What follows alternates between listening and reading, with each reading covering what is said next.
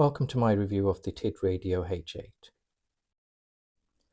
It's actually a good size radio, fits well in my hand, and it's only slightly bigger than my Anytone 878 UV2 Plus. It's also got USB-C charging port on the battery itself, which means if you were to buy a separate battery, you can actually use one while the other one is charging.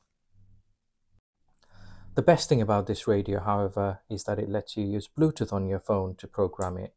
So if you don't have access to a PC, this is an absolute godsend. I was very surprised by how well it receives and transmits. In fact, the reception is almost as good as my Quansheng UVK58, and it transmits almost as well as my Anytone 878 UV2 Plus.